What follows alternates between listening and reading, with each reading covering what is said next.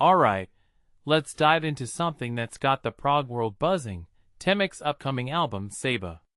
But before we get into the nitty-gritty, let me just say this. If you're not already hyped about this release, you're about to be. Personally, I think what makes this really interesting is how TEMIC isn't just another supergroup cashing in on their resumes. These guys are pushing boundaries, both musically and conceptually, and Ceiba feels like a bold statement about where they're headed. First off, the hook here is undeniable.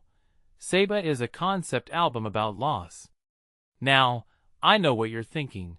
Another concept album about death? But here's the thing. TEMIC isn't just rehashing old themes. They're approaching loss as a universal, almost sacred experience, and that's what makes it stand out. In my opinion, what many people don't realize is how deeply personal this album is. It's not just about the big philosophical questions. It's about the small, intimate moments of pain, anger, and silence that come with losing something or someone. Take the lead single, Cease to Be, for example. The song is told from the perspective of someone who's dying, surrounded by loved ones. But here's the twist. Death isn't feared or resisted. It's observed as a rite of passage. If you take a step back and think about it, that's a pretty radical way to frame mortality. It's not about the end, it's about the transition. And musically, it's a masterpiece. Eric Gillette's riffs are massive. The electronic elements add this ominous depth, and Frederick Klemp's vocals? Pure conviction. What this really suggests is that TEMIC isn't just a band, they're storytellers.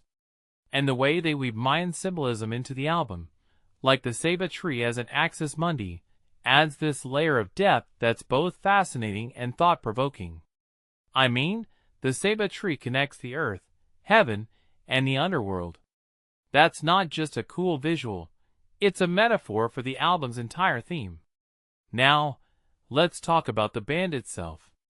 These guys are a who's who of prog royalty, with members from Devin Townsend, Haken, Neil Morse Band, and more. But what's really impressive is how they've come together to create something that feels entirely their own.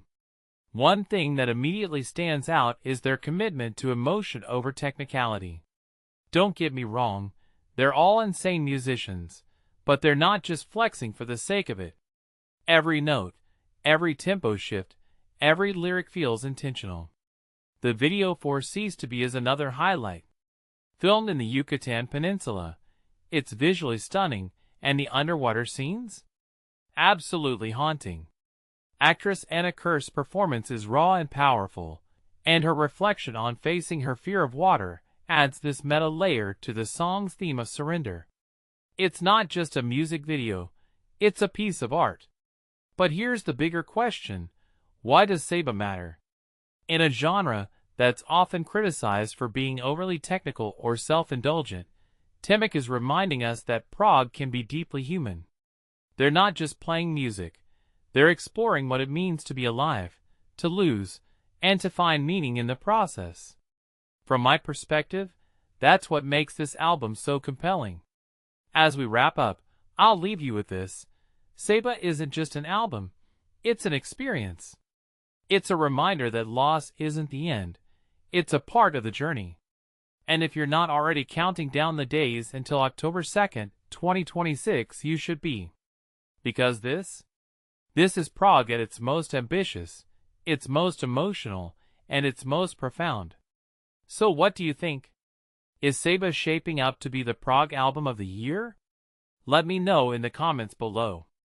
And if you're as excited as I am, hit that like button and subscribe for more deep dives into the world of music. Until next time, keep listening, keep thinking, and keep feeling.